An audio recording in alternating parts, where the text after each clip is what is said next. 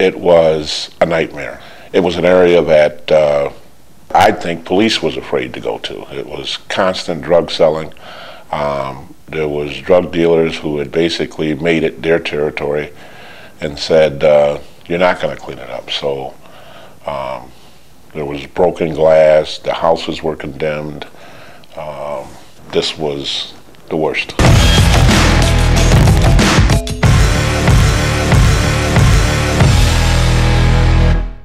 This is JCTOD Outreach Inc. and we've now been in the Cornhill-Johnson Park area since 1995, and I still remember when I came here, I began to ask everyone in the area of the upstate what was the worst area in the city of Utica. Everyone said Cornhill. This place was told a grim and horrific tale of urban decay and urban deterioration. You couldn't walk nowhere without hearing a gunshot. You couldn't go nowhere without seeing one or seeing a fight. With that, I said, well, that's where we will go. When we came into Johnson Park, I saw the building. And looking at this picture board that we have here, here's a picture of 26 Johnson Park. When we saw the building, I parked the car. I actually had a van at that time with the mission group that I was with. Got out, and there was a girl that was sitting at the house next door, and asked her if she knew the owner of this building. And she told me the owner comes every once in a while. I gave her my name and number where she could get in contact with me. And from there, we began to look at this building. And it's a 3-story building. So we were looking at it and we were saying, wow, if we had this building, we would do this on the first floor, maybe have a church, second floor, maybe have a program for the women, because I wanted to do something with the homeless, and then live on the 3rd floor. On November the 14th, 1995, we closed on 26 Johnson Park for the amount of $3,000. Our first 2 to 3 winters in 26 Johnson Park, we actually had to wear our coats. It was kind of cold in here because once you see some of the pictures of this building, the windows were all broken out. It was really a shamble and a mess, but positive change has come. Over the next 10 years, in addition to fixing up 26 Johnson Park, which is now the center of the JCTOD's operations, they've acquired 19 properties, including apartments and multiple family homes. Some of these houses had been previously owned by the area's most notorious drug dealers, while others had been torched on the inside by former tenants. The community garden was even started on a piece of property formerly owned by Tommy Walker, the area's most prominent drug lord. With this land that once housed drug dealers, today it is our Let's Grow community garden where children are growing fruits, vegetables, and flowers. And it is just such a wonderful program to see children learning work ethics. They are learning a lot of skills, and they're also being empowered. They see something that starts from nothing and grow into something beautiful, something that they can actually take home to their mothers and show to them and give to them and say, I helped to be a part of that. Another of their programs is the food pantry, where they provide meals to children and the homeless. We served 19,890 approximately meals in 2004. We're so grateful that in 2005 we were selected and now is a nutritional site with the New York State where we can provide children with full meals. Their apartments and houses are rented to those in need who might be trying to turn their lives around. I feel very great that there is a place where people who messed up have a second chance. I got a second chance in my life. I speak for all the women that lives in Johnson Park Apartments today.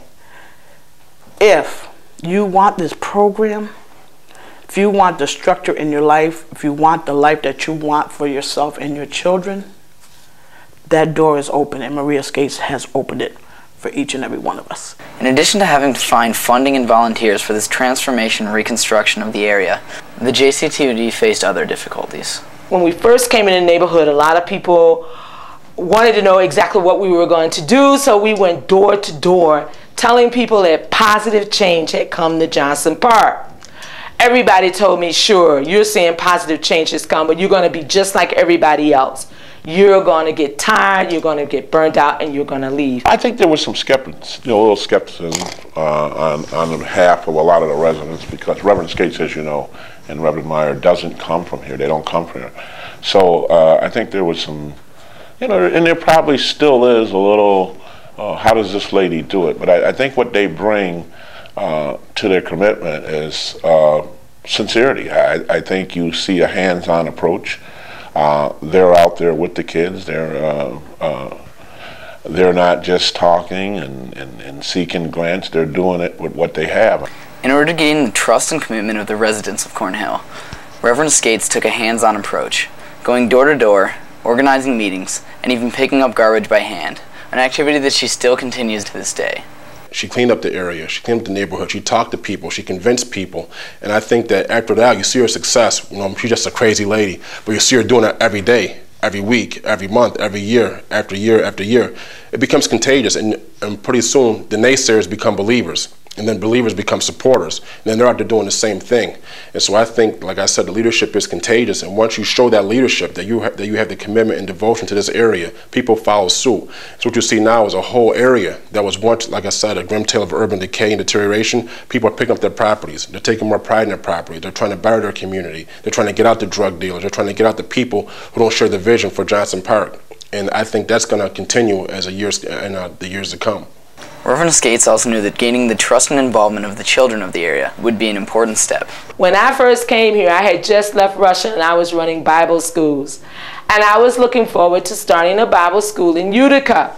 But the first program that JCTOD started was a basketball playground. And we have one of the best basketball playgrounds in the city of Utica. Many of these youth programs have also caught the eye of the media. Trying to make a difference in one community. That was the effort behind a March for Peace in Cornhill. Lauren Heft has our top story tonight on News Channel 2 at 11. Because we want our young people to make that determination and make that commitment to live a drug-free, a crime-free, and a violence-free lifestyle.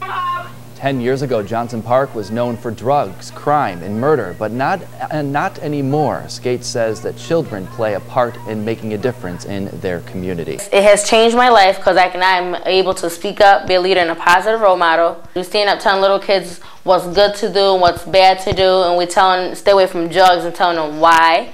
Even with the amount of success that JCTOD has had, no one will say that it came easy. Given the situation that they were faced with, the best characteristic that they could have embodied, which they did to a T, 100%, was determination. We don't have any money. We don't have any salary. All of this has just happened because we were available. We were available to say, we want to see change where we live. It has to cost something, and sometimes we're not willing to pay the price to get the change. Today, there seems to be an extremely positive outlook on the future of Cornhill.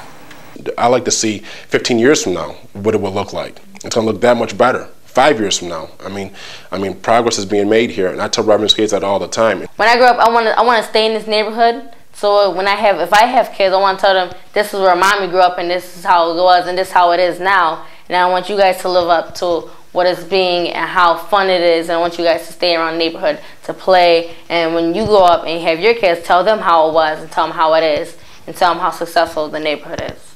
The kids who occupy the housing are going to take care of the housing. They're going to know what it is to maintain something because of what we have, what they've built right here. In case anyone doubts how far Cornhill has come, Reverend Skates keeps a small reminder of its past. Right here what we have is siding from 19 Johnson Park in its old days, and these are bullet holes from shootings. In fact, when the contractors started doing the work on that house, they told us the whole front side was full of bullet holes.